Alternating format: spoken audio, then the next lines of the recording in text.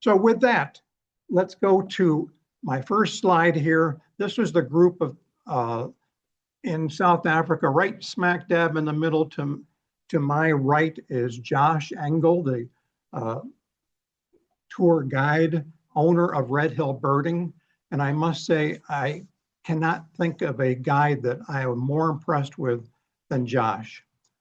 He lived there for 7 years. That's one reason why I wanted to go to South Africa, is I knew he would know the birds, the places to go, and so on. He lived and guided there for 7 years. When we went there, we had a guide for the first portion of the tour, and then a different guide for the second portion of the tour when we went up north. I'll explain that later. But it was interesting as we would go around, if there was an unknown bird or call, the two local guide experts would defer to Josh to make the ID. He was just that good. So I really enjoyed being with him, and everybody else in the group did as well. So here's what happened. The first part, we flew down into Cape Town and then spent a couple days there, and then joined up with a group, and we made a counterclockwise tour around the southern part of South Africa, along the coast, as you can see, and then ended up back in Cape Town, where we then took a plane up to Johannesburg and then continued from there. So here's the Johannesburg part of the tour. We ended up, started out in the left-hand side there, drove down. One of the main reasons I wanted to go on this trip was to get to Kruger National Park, which is like the size of Connecticut or something, but it just was a fantastic place. We got up there, we spent 4 days, 4.5 days just in Kruger, and then we flew back to Johannesburg so that we could fly home from Johannesburg. So that was kind of the overlay of how we got around. Our first spot that we met up with our tour group was a cinnamon house, and it was just in a residential neighborhood, but there was a marshy lake behind it, and we just started clicking off lifers right away. I think overall, Karen and I had at least 130 lifers during the course of the trip. This was a common bird in that area, red-winged starling. I think we saw 7 or 8 different starlings as lifers while in South Africa alone. When they fly, that red really shines. You can see just a hint of it. In that marshy area out back, this little grebe was flying around, swimming around, and then also a red bishop, called that because of the red cowl it has around itself. This is a male, and I couldn't get enough of this one. I tried to get as many pictures as I could. This is the only one of the 400 that I took that turned out. So we based in the Cape Town, the Cinnamon House, for a couple days, and then went out each day. The first day we went to West Coast National Park, and so there was a blind there overlooking a huge marshy area. And so we saw things like the Hartleb's gull there. Those were pretty common in the southern part of South Africa. Greater flamingos, there were several groups of them way out in the marshy area there. This one I was really taken with. Look at the eye around the eye band really stands out. And so I really enjoyed that particular, that bird and the eye band. So we continued on our trip around that area. You've all heard of the Cape of Good Hope. And so we went to this national park, and you're looking at a sheer cliff. And if you look carefully, you can see lots of black dots up on the ledges. Those are all different types of cormorants. We had probably 3 or 4 different types of cormorants. there. We were, as you can see, up pretty high. So as one would fly by, I'd snap some pictures of in this case, a reed comb was coming by. So fairly common as well. So after several days in Cape Town, we were going to make our way out into the countryside, and we then stopped at this Kirstenbach Botanical Gardens on the way out of town. And anytime you get to go to a nice botanical garden, you're going to see some good birds. This was one of my favorites, the Cape White-eye. And again, look at that ring around the eye. It has a little green bug in its beak there. This is another one that I took lots and lots of pictures of and ended up with at least 3 good pictures of it. As we were walking through the botanical gardens there, we walked through a small open area surrounded by trees, and this bird was flying above our heads back and forth. Look at the tail on that. Just sweeps down like that. And then you see the bright blue eye ring around it. I couldn't get it in flight, but it was such a close area, but it perched for us occasionally, so I was able to get pictures of it. But one of my favorite birds, well, the last one was too. The next one is too. So you know that hummingbirds are limited to Western Hemisphere. So in this area, the niche that hummingbirds fill are filled by sunbirds. And so you can see the long bill snout, little pollen on its bill there. The southern double-collared was a typical one. You can see the stripes across the collars, the blue collar, the red collar. And then a different one that we saw, the malachite. And you can see the little white slashes behind it, drizzle in the background. The camera caught some drizzle there.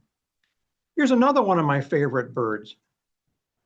This is a waxbill, and someone said it reminded them of like Robin and Batman and Robin, that red mask.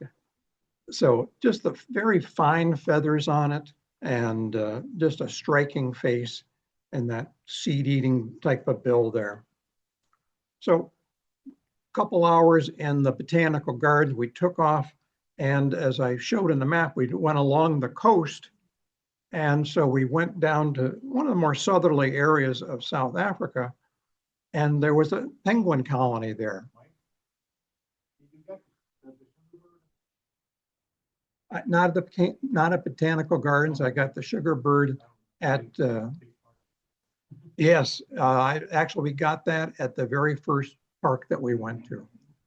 Sugar bird happens to be the logo for Red Hill Birding, by the way.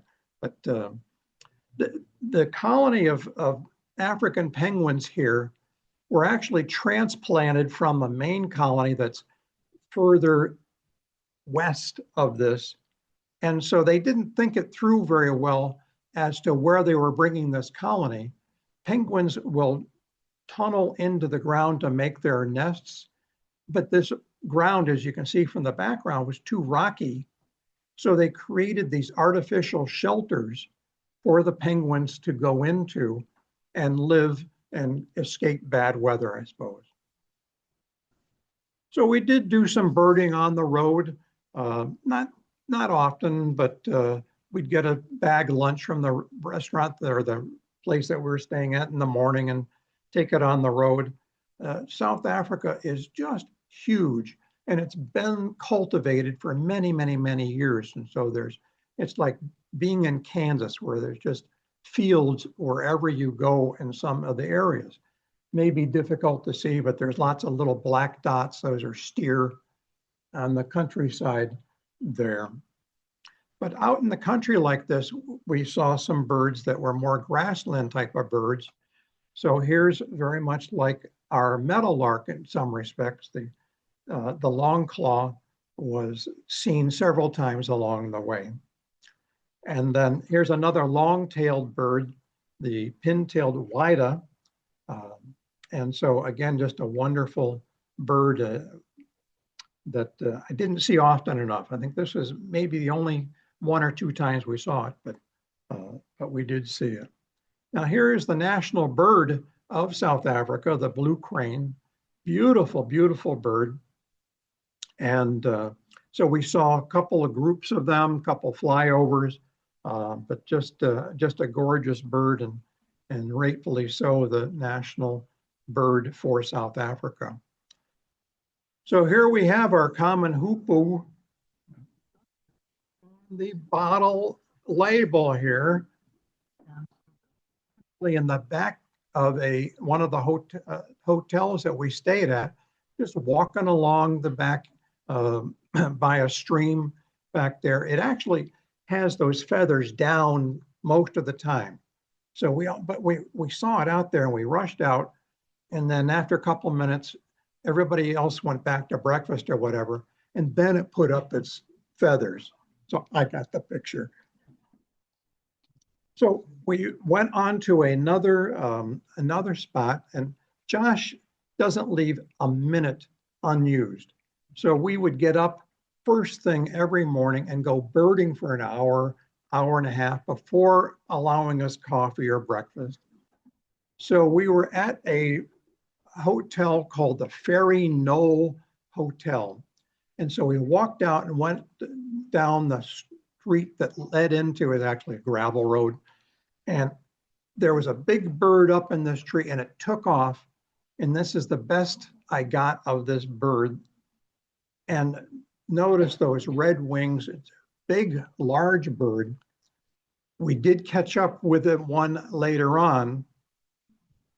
And notice you can't see any red in the wings here. Those were tucked under when perched.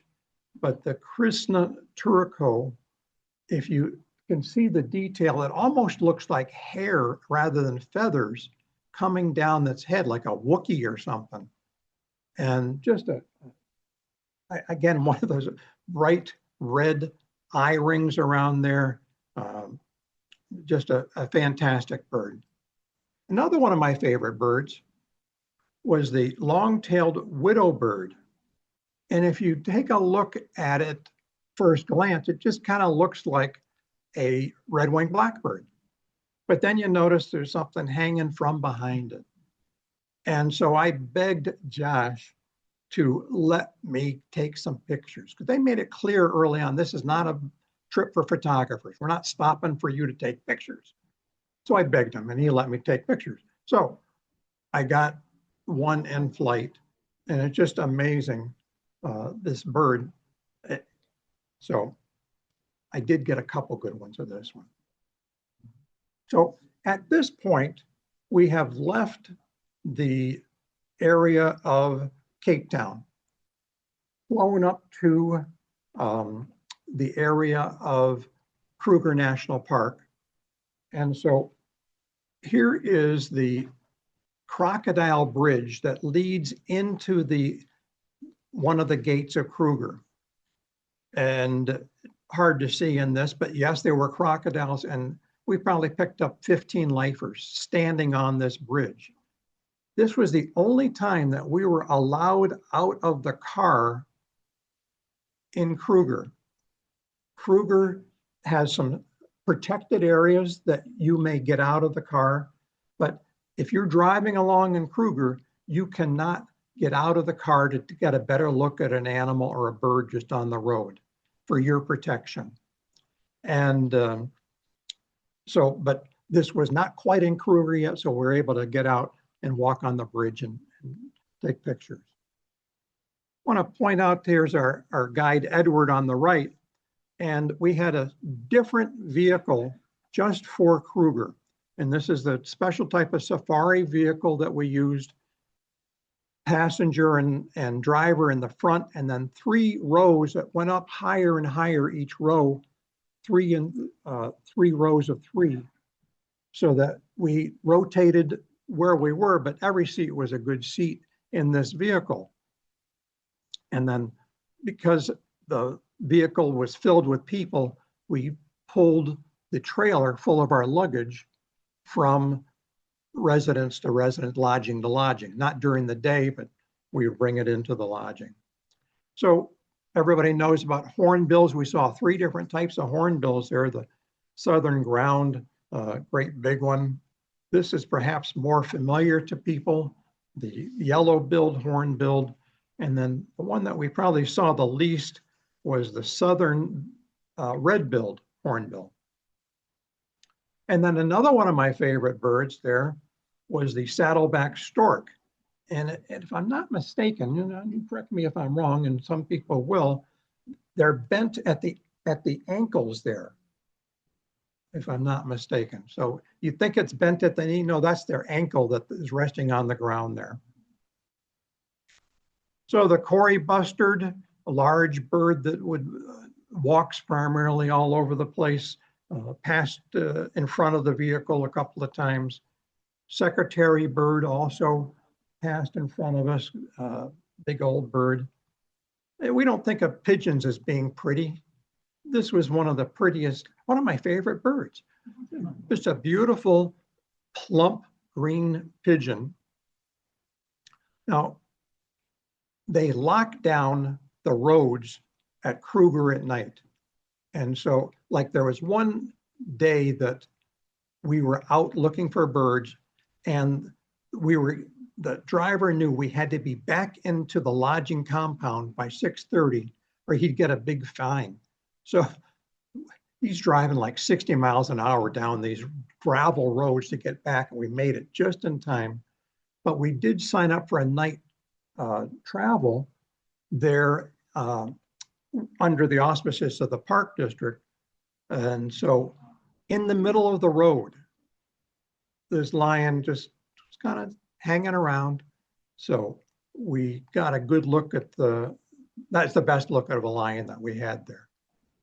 So thank you. Now, we were there 14 days. There's lots more beautiful birds to share. So I've been talking to Matt about doing one of those Zoom DBC birding adventure events on Zoom. So we'll put that together. Karen and I will present that and show you the rest of my favorite birds. So do we have a winner on the? Lisette Jacobson guessed 27 years Nelson Mandela was in prison. 27. Oh. All right, very good. Hand it right over to Robert Perrin.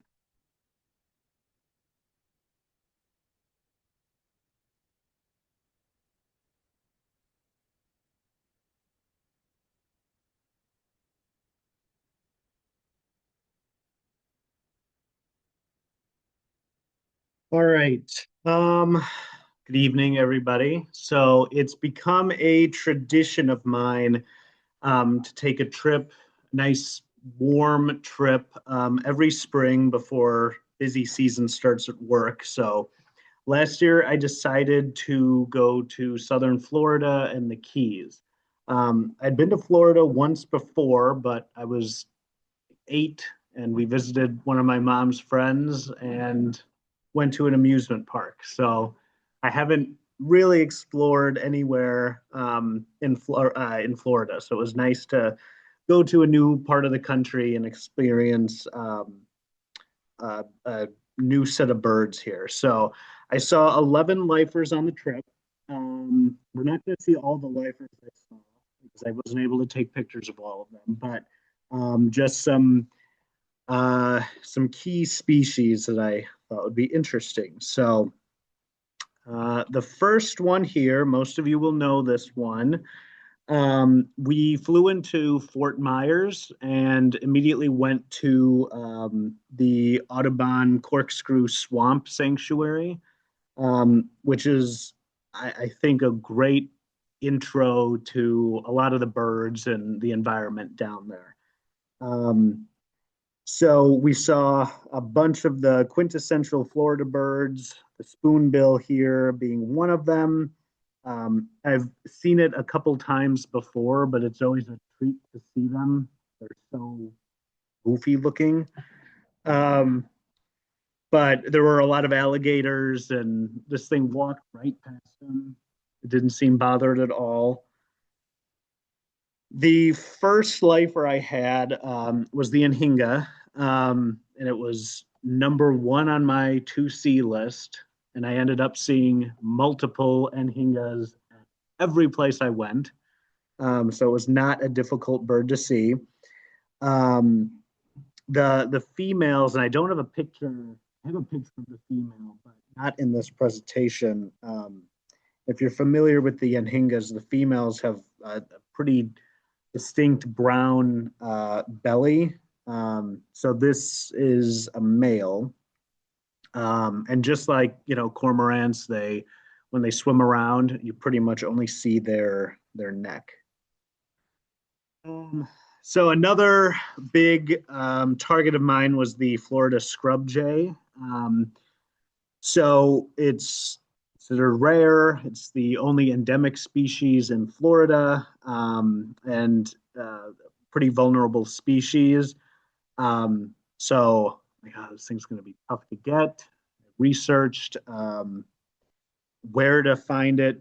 I went to this little nature preserve, and there were 6 of them in the parking lot. So, which I'll take it. I'll take those easy ones to find.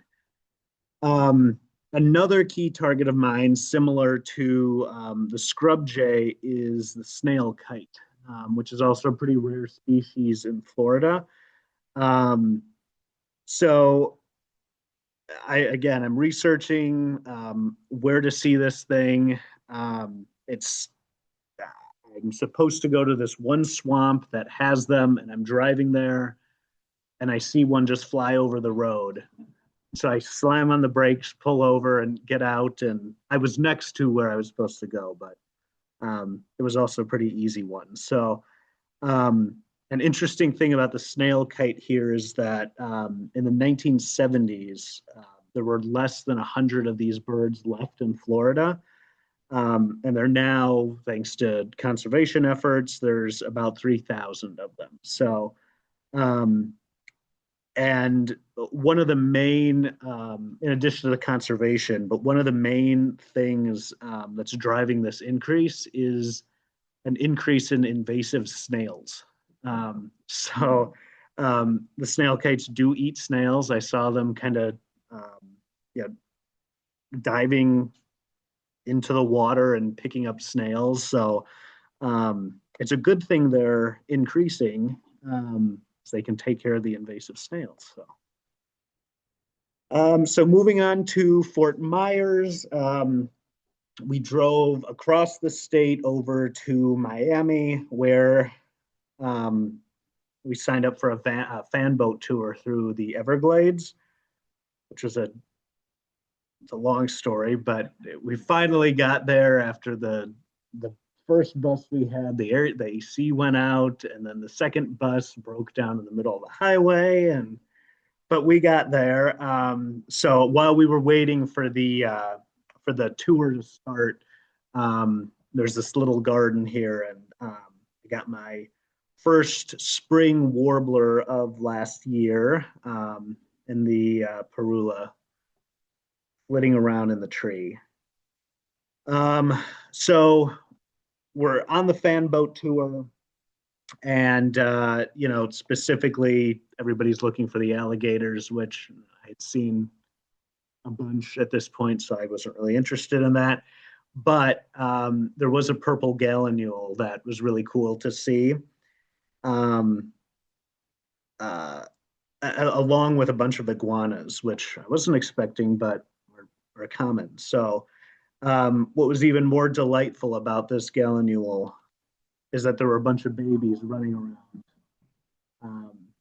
right there. So, and it's interesting to note their feet, how huge their toes are, I guess. Makes it really easy to walk across the lily pads. So finally, I get to the Everglades, and if you haven't ever been to the Everglades, I do recommend it.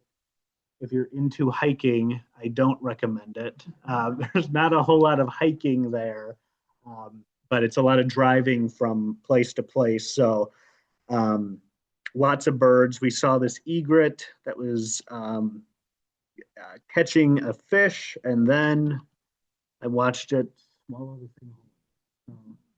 That was neat to see. Um, so we continued driving through the park, and we got down to the Flamingo area, which is as south as you can go on the Florida mainland. And there's a campsite down there, and I watched this crow. It wasn't my stuff, so I wasn't going to do anything. But this crow stole this bag of chips from this campsite, flew over to the next campsite, and was poking holes in it and eating all the chips in there, which was entertaining to watch. So one thing that shocked me, I guess I didn't realize how many ospreys were down there. They are all over the place. And so this was a nice one that was sitting up in a tree, and there's a series of pictures I have where it kind of puffs itself up and then launches from the tree. So it was nice to see that that up and close there. So we were had 2 days in the Everglades before we drove down to the Keys, with the end goal being Key West. So we stopped at a bunch of different keys along the way. Um, Again, I had never been down there before, so I was amazed at how far the Keys go out into the ocean. It's like 75 miles, something like that. Um, but the number 3 species on my to see list was the frigate bird, and I was able to see it in a couple different places, and the things are just massive. So that was nice to see. In Key West, we saw a bunch of different interesting species, including this white crowned pigeon. We went to the cemetery, which was an interesting place to go. It reminded me, I've never been to like New Orleans, but the cemetery looked a lot like what I've seen is there. Walking around in the cemetery were the chickens. So these things are all over Key West. They are really the locals have a love-hate relationship with these things. They're kind of a symbol, but they're very loud all the time, and they are everywhere. So the last species that I have here in the presentation is this gray kingbird. So this guy was by the Truman Waterfront Park. Apparently, President Truman loved Key West and had a summer White House down there, and there's a bunch of Truman stuff. And this was right next to where he used to go on summer vacations. But there's a bunch of old military bases and stuff there that we walked around at. Had a lot of freedom to explore all that kind of stuff. So it was a really nice trip. I definitely go back to Key West. It's a very, very unique place. I wanted to go to Dry Tortugas National Park, but it was a disaster to try to book the tickets, and then they were so expensive. And so next time for sure. So some of the other lifers I saw were the boat-tailed grackle, the swallow-tailed kite, white stork, which unfortunately I only saw it flying really, really high up.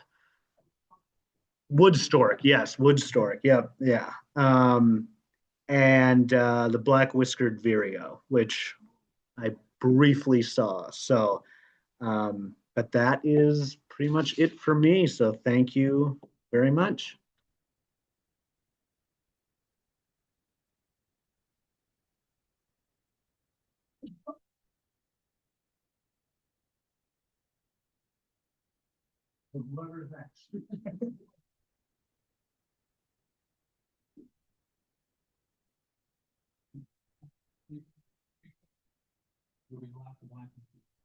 Oh, good.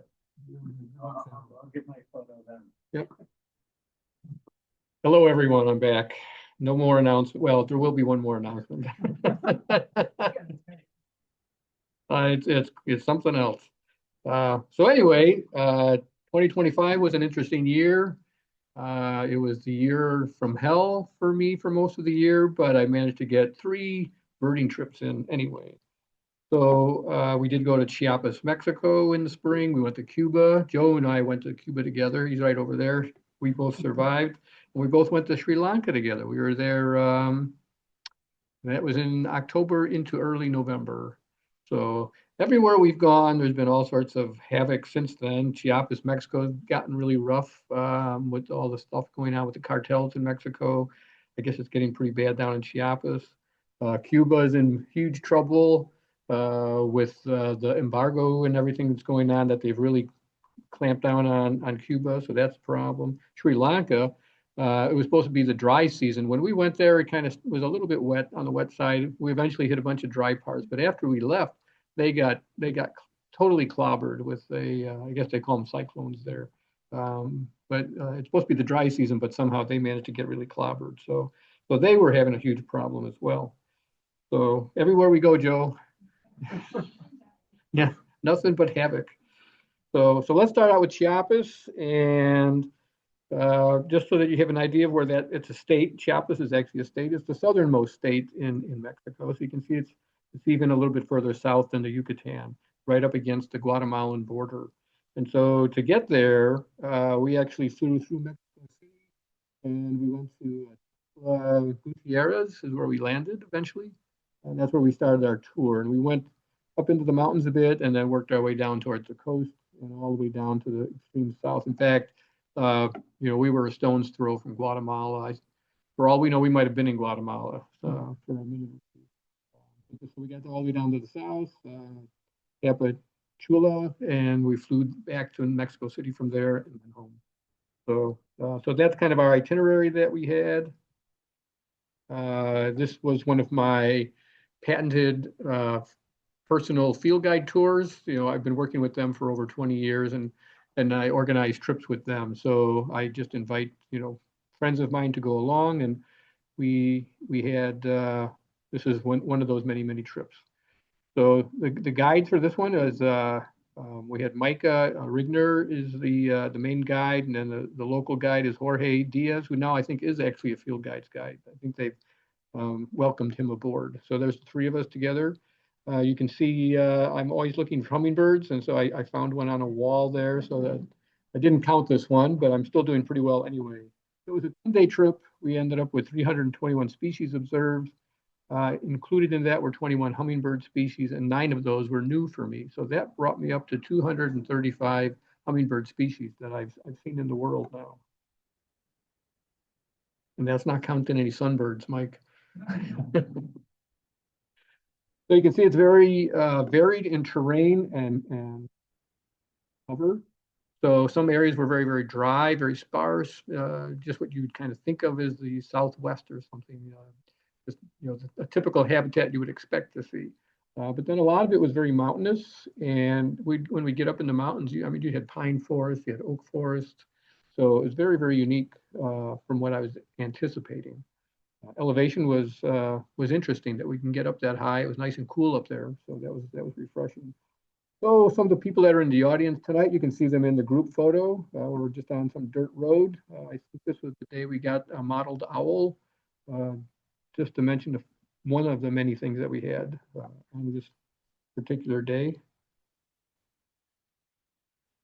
And I could show you tons of pictures, but I just have very few. But I didn't realize I was going to have all this time. I'm going to talk for about an hour and a half, I think. That's my plan now. I've got Matt worried. That's good. That's all I was hoping for. Okay.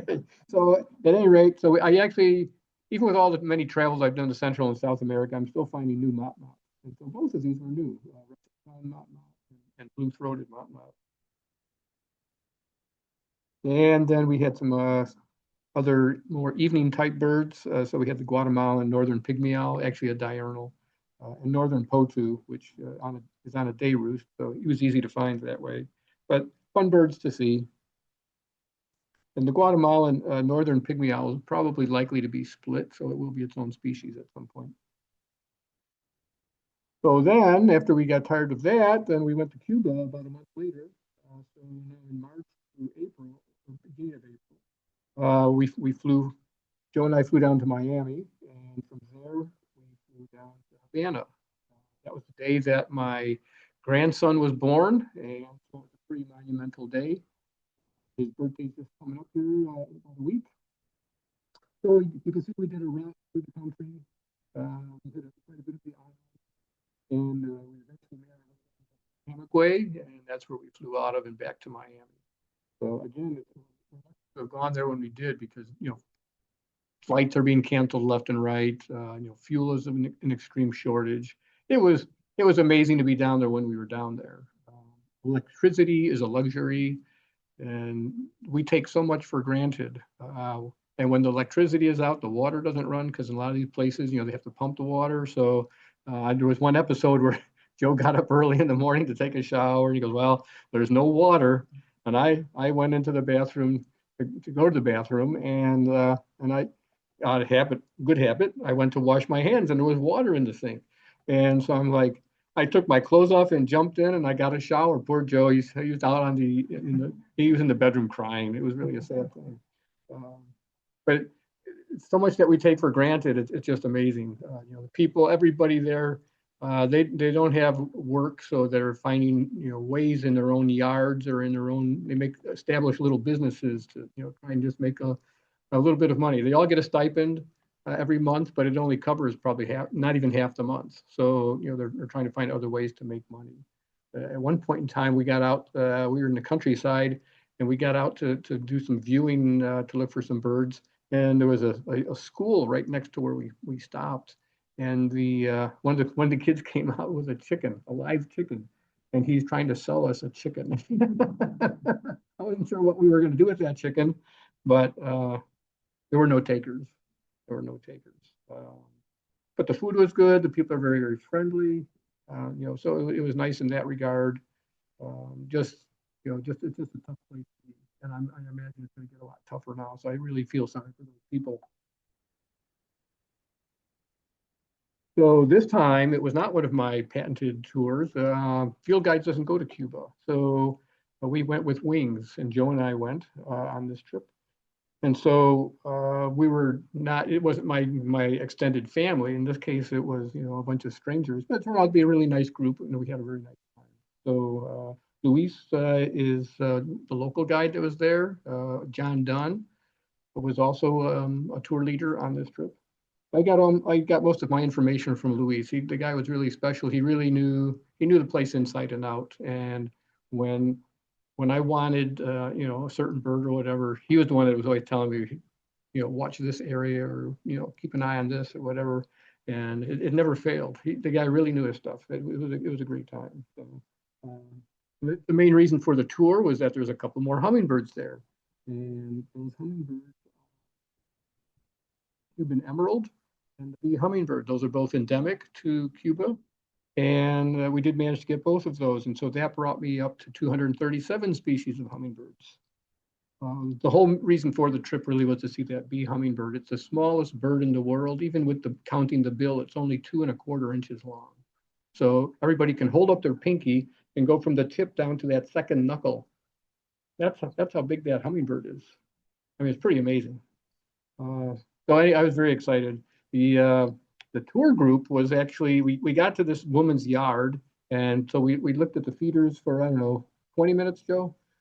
20 minutes or so.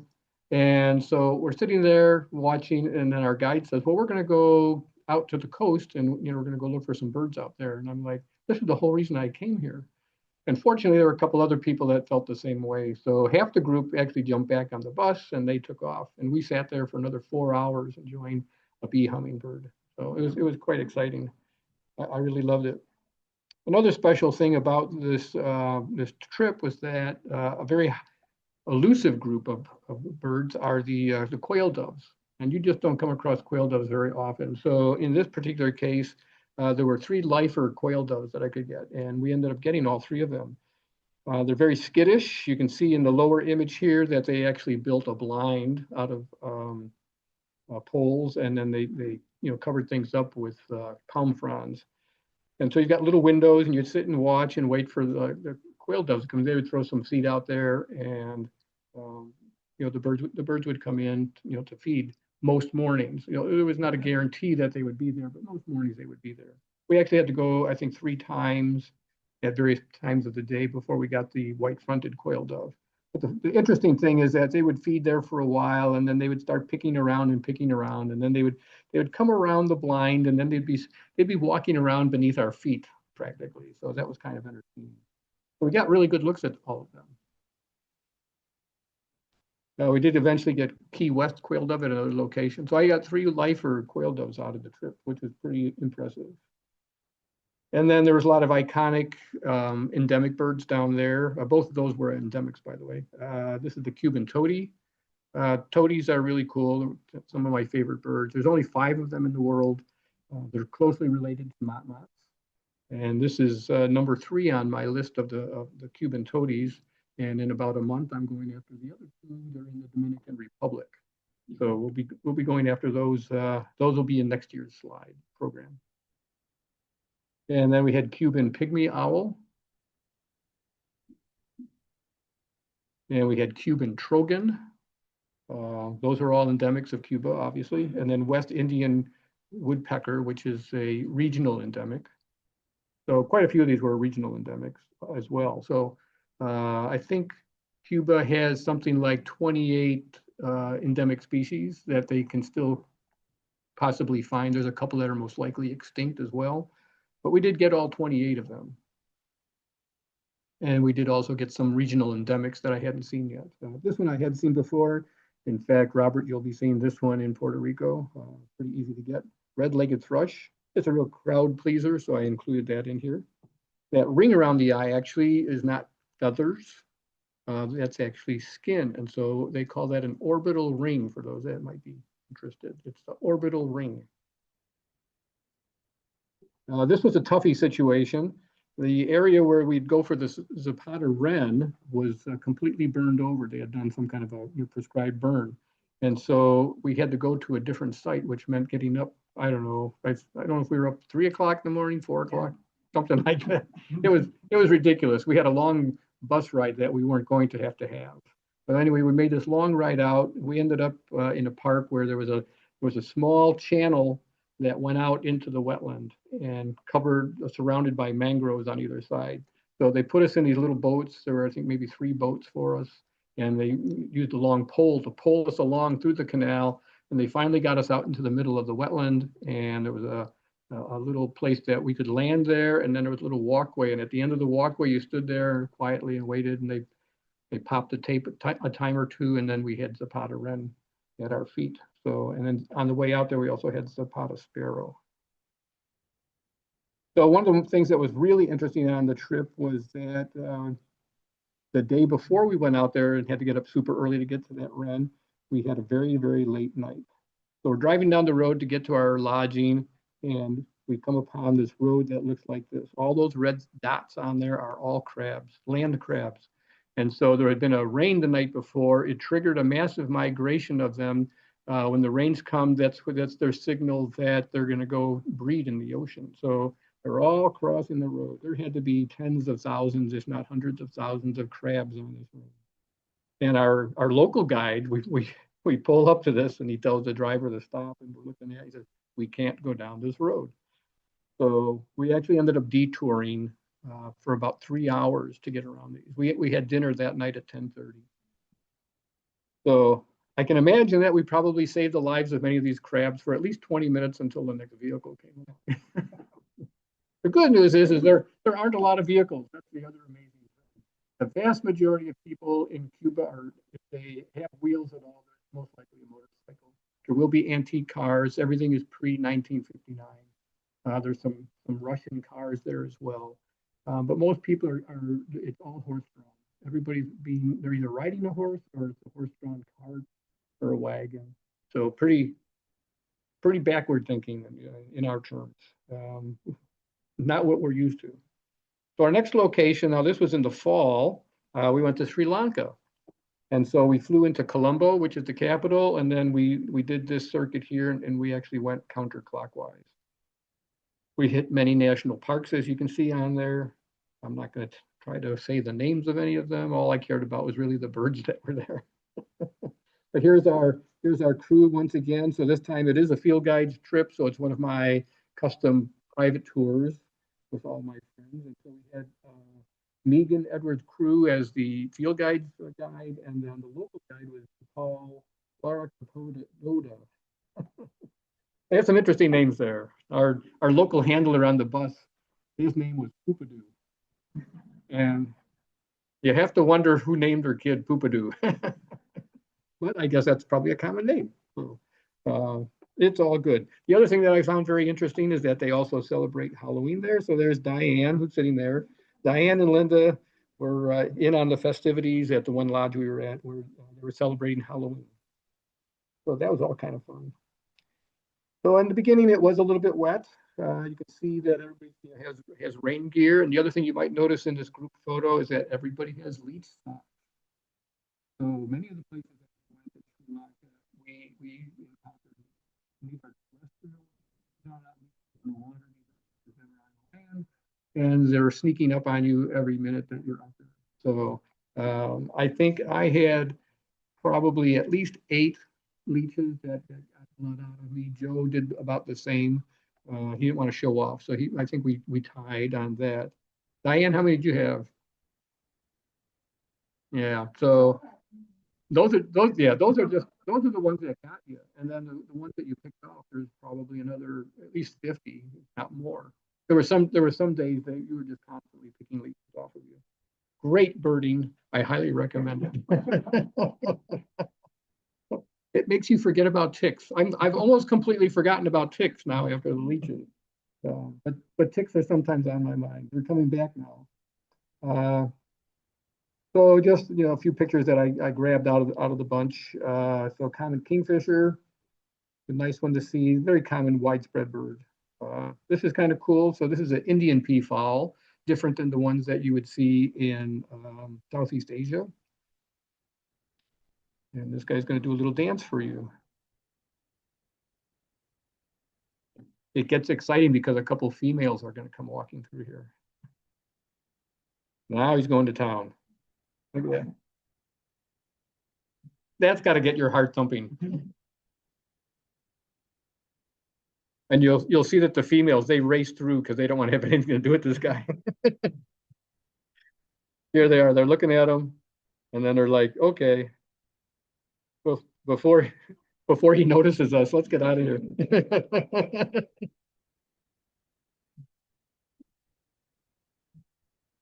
And then we had some crimson-backed flamebacks. We had a lot of woodpeckers there. Really, in that part of the world, there's really a lot of woodpeckers. So these are big guys. These are kind of like pileated size. So pretty cool to see. I think that's probably the last one. Oh, there's more. So in the national parks, most of the national parks actually had. So they didn't allow you out of any vehicle, like being on safari. Except the seats are much nicer. So we never did get out, but we did get several elephants. We had elephants several times, and we did get a leopard as well. But it was nice and comfortable. And then we have our jungle fowl as well, Robert. So this is the Sri Lankan jungle fowl. So these are where all of our chickens actually came from. I've had the red jungle fowl in Thailand. I was supposed to get the green jungle fowl in Indonesia, and then this is the Sri Lankan. So I don't know how many different jungle fowls there are. 4? Okay. Thank you, John. And then we had painted stork. How many of those are there? And then last is the Serendib Scops owl. This is a really cool owl, really hard to get. DePaul had a group of scouts every day out looking for one on a day roost for us. So these guys were combing forest all over the place while we were out birding. Finally, he got the call that somebody had located one. So we drove about an hour to get to the location, then we had to walk up a road for maybe 100 yards or something like that. And then we had to go into the forest, a leech-filled forest. We had, it was somewhat of a trail, but I wouldn't call it a trail. And so one by one, once we got to the staging area, one by one, we got to go forward to where the scout had found the owl. And you'd crouch down, and that owl was from me to no further than the camera up, or the projector up there. So I mean, we're talking 15, 20 feet or something like that. Really, really, really close. And I was just, when it was my turn, I went in there and I squatted down. And I'm looking, and all of a sudden I saw this owl, and I was so mesmerized. I'm just sitting there staring at it, and the local scout is like gesturing. He says, "Use your binoculars."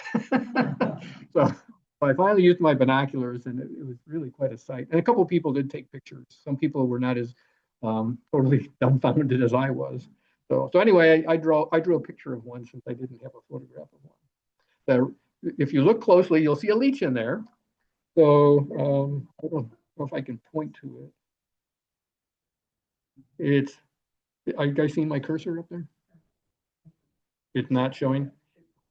Okay, so if you look where the owl's feet are and go down that stem about 3 inches, you'll see there's a leech down there. So, and that's about how big they were. So it was kind of fun.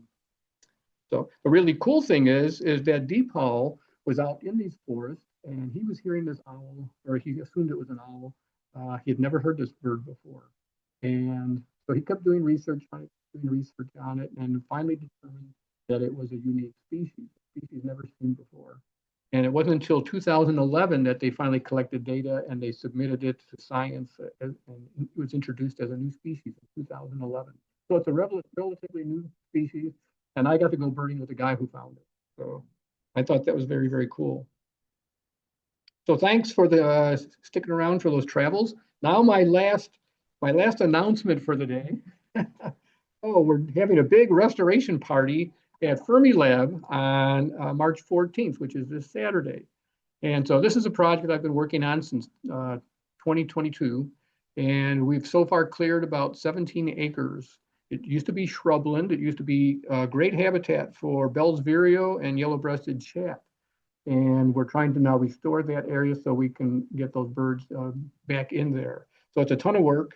Like I said, I think we've cleared 17 acres so far, but I've been working on it for a long time. I had to take a hiatus last year because of all the issues with the tick-borne disease and everything that came with it. But you can see that, these are really cool birds, birds that I'm sure some of you want to see on your life list. But there's a lot of other birds there too. So those are the two target species. Those are the things that are driving, that's the motivation to go out and do all of this work. But there's really a lot of other birds that would take advantage of that habitat as well. So these are just some of those. And I do see them out there, but they'll be doing much better with all the restoration work that we're doing.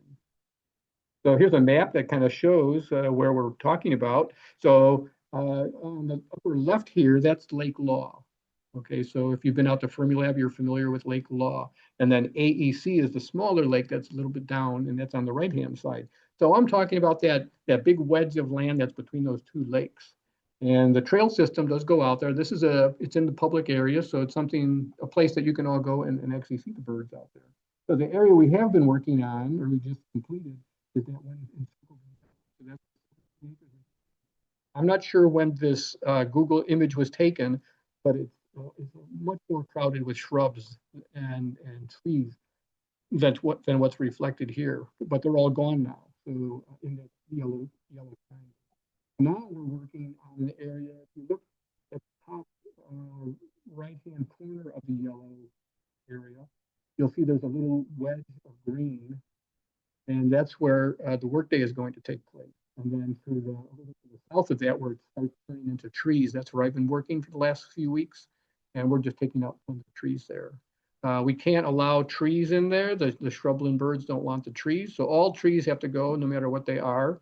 And then we're taking out a lot of invasive plant species, bush honeysuckle, buckthorn, autumn olive, multiflora rose are the main culprits out there. But we'll see some other things too. There's some invasive crabs out there. We do run into calorie pear on occasion. So there's a variety of things out there that are all bad boys. So this is kind of a sample of what it can look like. A lot of the trees we deal with are much bigger than this, but you'll have all these trees in there and then a lot of understory shrubs. And there is gray dogwood out there. There are other dogwoods as well. We have nannyberry out there. So there's a variety of things that are good. And so we will have a shrub base out there. But our idea is to get rid of all the invasives and then form little islands of the good shrubs. So here's an example of us, taking down trees. So we're taking down trees much bigger than this even. These are still pretty good size. It takes a while, and all of that needs to be cleared out and hauled away. So this is after a couple of weeks worth of work, and you can see that area to the right of the pile. You can see it's all cleared out there. So the south end was just horrendous. And if you look in the distance, you can see how big those trees are. I mean, we're talking about some trees that are approaching 30 foot tall.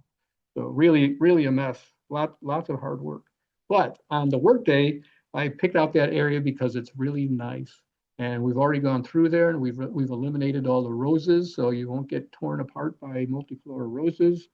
So the idea is to go out there and have some fun. So this is what the area looks like where we're going to be working. You'll see there's no big trees. It's all handwork. It's not a contest. We could make it a contest and see who can get the most stuff out of there. But the idea is to have a good time and to give back to the birds that are important to us. And this is an easy way to do it. So rather than just talk about it, this is an opportunity to do something. So I just wanted to have a little infomercial to tell you that this is coming up. I already have a reasonably good number of people coming out to help out on Saturday, but if we can get a few more people, that would be wonderful. So the way to do that is to go to the field trip list and listed there for March 14th. It'll say that we're going out there, and there will be instructions on how to contact me. And as it says here, we'll be starting at 8:30. We'll probably finish at 11 o'clock. And at that point in time, we will stand back and admire all the great work that we've done. So I will have snacks out there. You should bring your own water bottle, but I will have snacks out there. And so I personally would thank you for your support. And certainly the birds will reward you next spring. So that's it on that. And unless I think of something else, that's my last announcement for the night.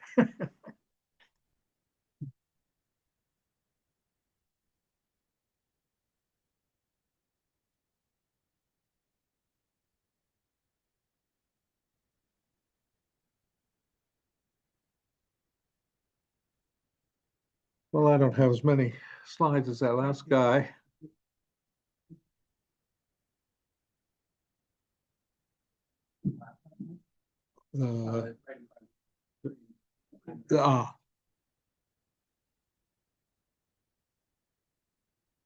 Okay. And to advance the slide, I hit. I can do that.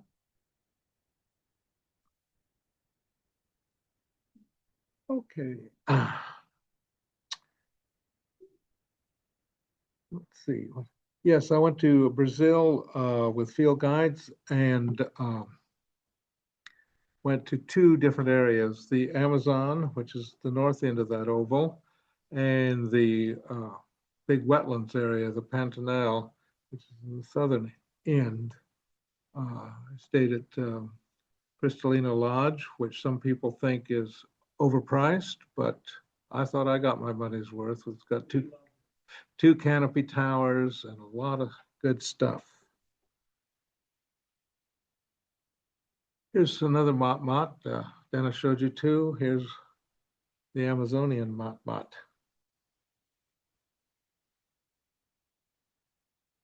They're all sitting there looking at us, waiting for us to throw food.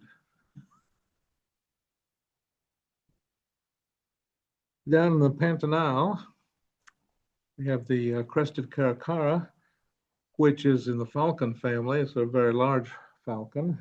And why this bird just stood there while I walked up to it, I don't know.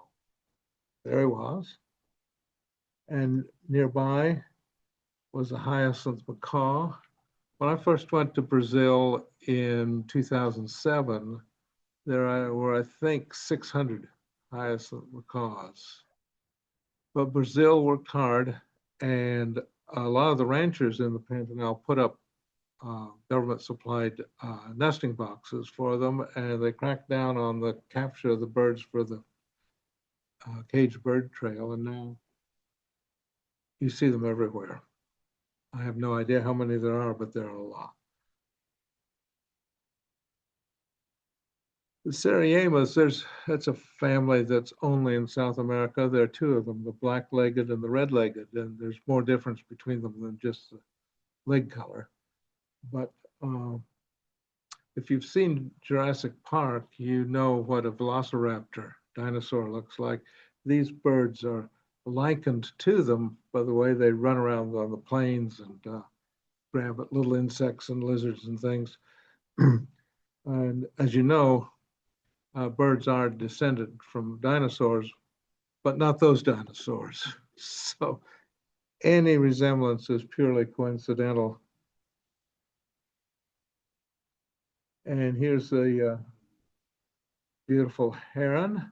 It's called a tiger heron, not for its ferocity, which it isn't, but for those little tiny stripes on its neck, which you can just barely see.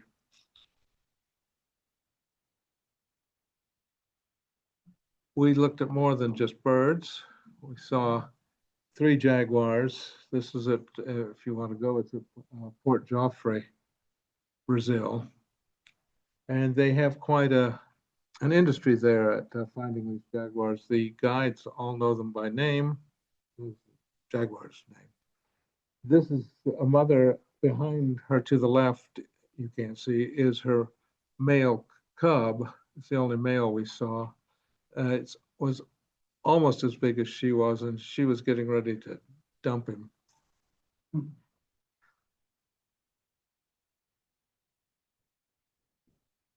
I went to Australia. Tour was arranged by Bellbird Tours that Dennis has used.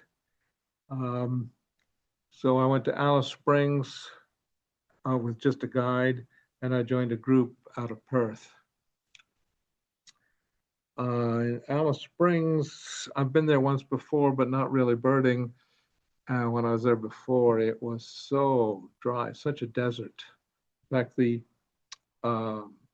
a museum, an outdoor museum there at Alice Springs that's a twin to the Desert Museum, the Sonoran Desert Museum in Arizona. But this time it had actually rained a couple of weeks before I got there, and some things were green. I don't know if that made the birds easier or harder to find. Unfortunately, my main target birds I saw, but did not get a picture of. But I saw this cute pigeon.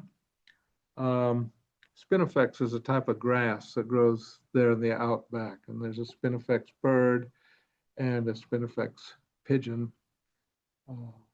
This is in a national park, somewhat up in the mountains. There are mountains here and there in the outback. And they're always in the parking lot. So we went and looked in the parking lot, nothing.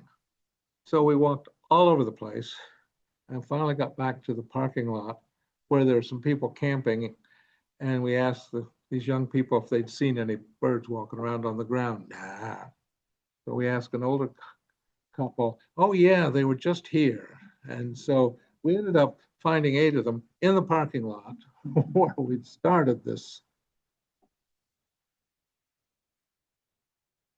And then in Perth, in a city park, the tawny frogmouth, which is very similar to the northern potu, although they're not in the same family at all, or not even particularly close. This bird thinks it's disguised so well, it just day roost out in the open. And it's very successful because it took us a long time to find this bird. But once you see it, it's obvious. Why didn't we see that? Anyway, they fly around at dusk with their mouths wide open, catching whatever insects they happen to run into. And I have seen that on a previous trip to Australia. And this is not mine.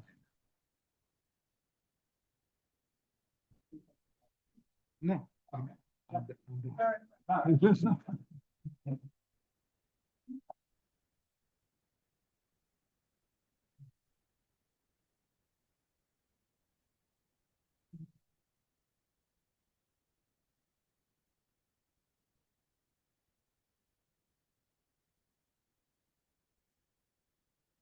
All right, so this time I decided to post some of my favorite pictures of last year. Last year I went on more trips than normal, but they were all within the states. So we'll start off with my first bird of the year, which I like to try to do every year. This year was the white-breasted nuthatch at St. James Farm. I always like the way, those are one of my favorite birds to take a picture of. And every year in January, I like to go to Maple Lake, which I think is in Palos Hills or Orland or someplace down there. They have what I call the magic stump.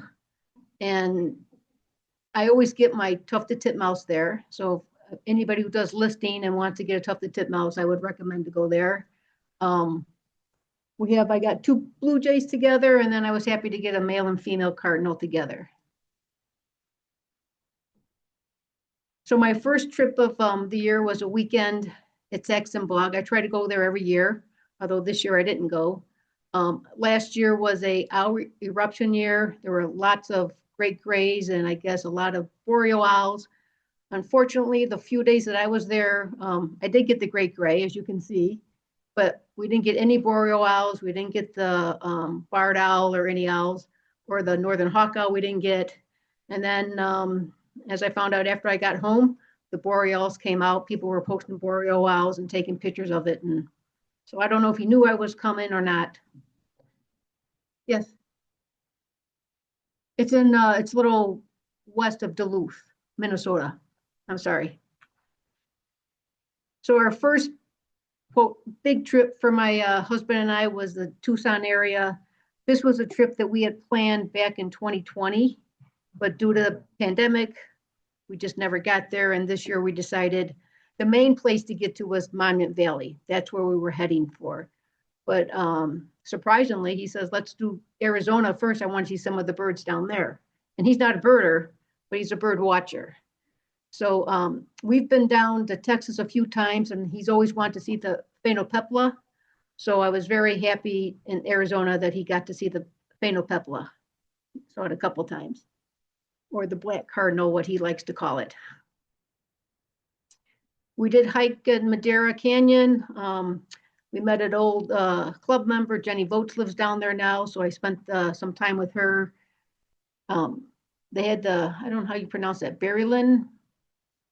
something like that, hummingbird, Barreline. He was visiting the feeder by the Rita Lodge there. And then there's a picnic area, and this painted redstart was hanging around there. And usually redstarts, as you know, they're pretty flighty, but this guy was just sitting on the branch at eye level, which even makes it better for me. And then after a couple days in the Tucson area, we were heading up to a night in Sedona, but we got wind that there was a streakback oriole someplace between Tucson and Sedona. And this area was just a big area of agriculture fields. They were plowing fields, and there was just a little patch of trees. And I don't know who found this oriole there, but just this little patch of tree was this oriole. And we waited about maybe 20 minutes or so, and there was maybe 4 or 5 other people there.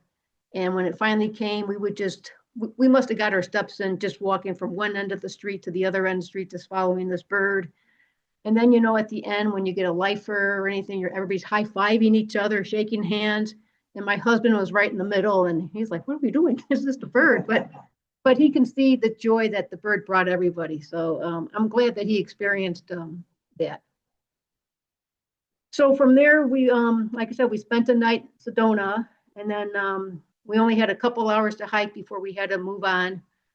And there was one, I was trying to take a picture of a wren, but it would never come out. But I heard a thrasher, and I assumed it was a curved-bill thrasher.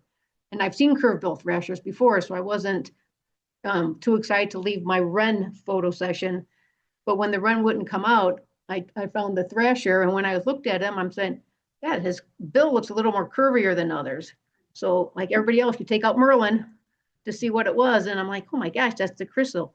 And that was a lifer for me. So I was very excited. And that's the red rocks behind the thrasher. So it was, and that's Monument Valley. Monument Valley is beautiful. It's got great scenery, but you really only need one day there. I mean, one full day. You can do a little road loop, but there's nothing else there. It's got the scenery, and then there's 2 restaurants there. One's really lousy and one's okay. And so we did do the tour and everything like that, and got some great shots of the landscape. Only saw 4 birds on the 2 days that we were there, and the rock wren was the only one that was photogenic for me, and that was on the last morning that we were there. And then from Monument Valley, we headed to Arches National Park. We've never been to Arches National Park, so we decided to get that off our bucket list. That's the delicate arches. That's the arch that you see on the license plate of Utah. And if you see the little dots on the bottom of the arch in the middle, that's David and I. So I didn't realize how big the arches were, but so. And then we had a picnic lunch, and a mountain bluebird decided to join us.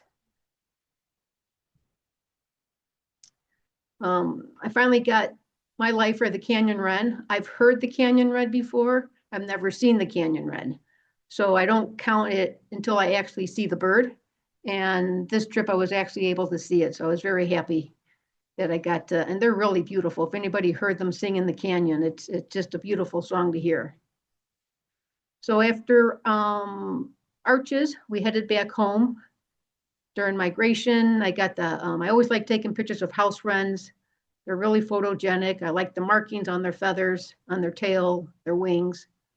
And then we had a pair of Wilson's phalarope at Springbrook in the little ditch area along Walmart parking lot there. So it's not often I can get a male and female in one shot. Hidden Lake is pretty close to my house, I would say, maybe 10 minutes from my house. And last spring, there was a yellow warbler just singing right by the parking lot there. All you had to do was get out of your car and you would probably hear it sing. There was a potbelly gray catbird singing. I don't know how he got like that, but he's getting it from the gut. And then I always like seeing a bird bringing worms or bugs in their bill, because that's a good sign that there's probably some little babies at the nest. Speaking of babies, look at this little guy. That's the first time I got a shot of a baby killdeer. And I've always seen killdeer around the water by the Parkview School, but I've never seen babies. And just so happens, because we walk our dogs around that area, and just so happens, got that. And then I actually got the monk parakeet that was away from the ComEd building on Swift Road and the Great Western Trail. So what they do is they just gnaw off the branches and bring them over to their nest. Now, if you think that killdeer is cute, check this guy out. This is actually probably my favorite photo, because at first I didn't think it was going to come out. This is at Lake Catherine, and I think it's Orland Park. And every year they have baby swans. And so I was pretty close to the water. And then the family of Canada geese came by, and they were so close, and I couldn't back up anymore. Then I'd be in the water. And then the sun was looking right towards me, and I took the shot, but somehow it looks like it's fake, but it's not. I mean, that's, it's how it looked. I really like that picture. So cute. And in June, we decided to head for a camping trip. We grew up camping. Well, I didn't grow up camping. My girls and my husband and I been camping ever since our girls were little. So now that they're out of the house, now it's just my husband and I camping together. And we decided to try Theodore Roosevelt National Park, which would also be a new park for us that we've never been to. So on the way, we spent a night in Fargo. And I just, eBird comes handy. I just got on eBird to see some hot spots, and we went to a little birding before dinner and got the clay color sparrow and yellow-headed blackbird. We made to Theodore Roosevelt National Park. This is the setup we have. We got the tent, the screen house, and got your laundry hanging or towels. Always got the campsite sign that we got years ago, which is hung with bungee cord. We don't use nails for the trees or anything. And that's how I like to spend my morning, is just sitting in a chair and with a coffee and just enjoy nature. So once we get the campsite, everything all set up, we go on our hikes. Our first hike, we had to cross the Little Missouri River. Thank God it wasn't any deeper than that. But I did get my first life bird on the trip, was a golden eagle. I've been looking for this bird for a couple of years now when we go out west, and I was happy to find it. The lazuli buntings, yellow-breasted chat, and spotted towhees are in abundance over there. So if you're looking for any of those birds, I would recommend going to North Dakota. And being June, they were very active. Either they were on nest or they're trying to get their territories, which a lot of times you would hear them singing. Our camp area had common nighthawks roosting in the trees. So just at dusk, you would start hearing them do the peep. So I would find them, and I actually got a picture of one with his eyes open. I actually got one picture of him actually with his mouth open saying the peep, but I didn't like the angle it was on, so I didn't put it in there. Abundance of wildlife at Theodore Roosevelt National Park. A lot of prairie dog towns. We had to walk in between prairie dog towns. They got the trails where the prairie dogs are between you. You got the wild horses. I've never seen wild horses before. A lot of bison, and if you can see the lower right, where there's a picnic table and a grill, that is right next to our own campsite. They were literally right there. There was two of them, but thank God we had a lot of smart people that nobody tried to pet the fluffy cows. Everybody kept their distance and were respected. And the herd of bison you see there was during a hike, and you can see the brown path in front of that. That's where we were supposed to walk on, but the bison were a little close to that the path there, so we had to make a wide berth to get around them.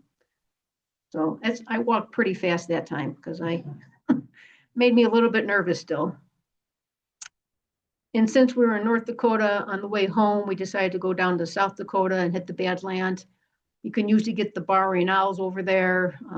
Had a really pretty shot of an orchard oriole. The large sparrow had some nesting material in his mouth, which I always like to see, and the lark bunting, which was a lifer for me. So spent a month or two at home, and then with some buddies, we headed out to California. You might recognize an earlier speaker in this group. We got the Warners in there. We got Mark Freeberg, and we got Emil there. We flew out to California in September, and our first day after we picked up our car, stopped at this local park, and I got I think this was my first lifer, the pygmy nuthatch. That was a target bird for me. Another target bird was the California quail and the long-billed curler. Oh, yeah, I have to look at the eBird list to look. I took a northern, yeah, because San Francisco, because we flew into San Francisco. I don't know, first time we went to Monterey Bay, and then we went down to Bodega Bay. Yeah. Where they filmed the movie The Birds.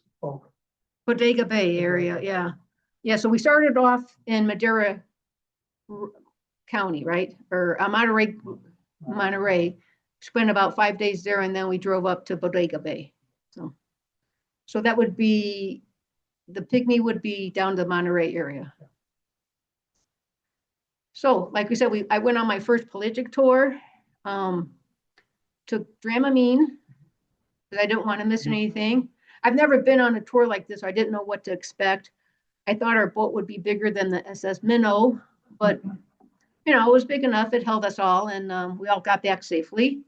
So I got a couple of lifers there. I got a few lifers there actually, but the tufted puffin and the rhinoceros auklet. Pretty cool birds. And we spent like 9 hours out in the sea. It was a long time, but it was worth it. It was, you know, now I can say, yeah, I've been on one. So one day we were at a restaurant along the ocean, and then all of a sudden we just saw thousands and thousands and thousands of these seabirds just diving in the water, flying, just diving. And after dinner, we went to the beach, and one of the locals says there was a school of anchovies there, which brought all the birds.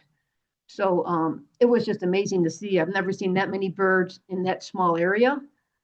And I tried to get that's a brown pelican diving, and I wanted to get him with his bill just touching the water. So I had to continue shooting, but the next shot, half his body was in the water. So that's how fast they were going. So that was the closest I was able to get. So one of my favorite birds that I got was the barn owl, because first of all, I think it was just so unexpected. It wasn't even on my radar to see. And it actually flew right over us onto a branch right off the trail. So that kind of caught everybody off surprise. We thought it was a red-shouldered hawk because we saw one earlier, a couple minutes earlier, flying the opposite way. So we think maybe the hawk shagged the owl to go where we were, which was nice of him. That looked nice.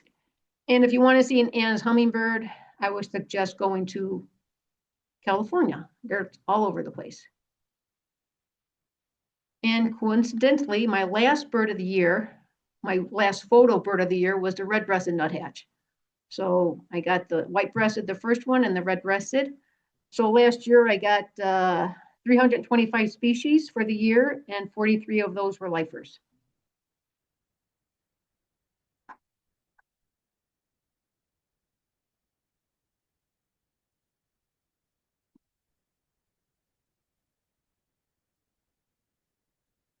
All righty.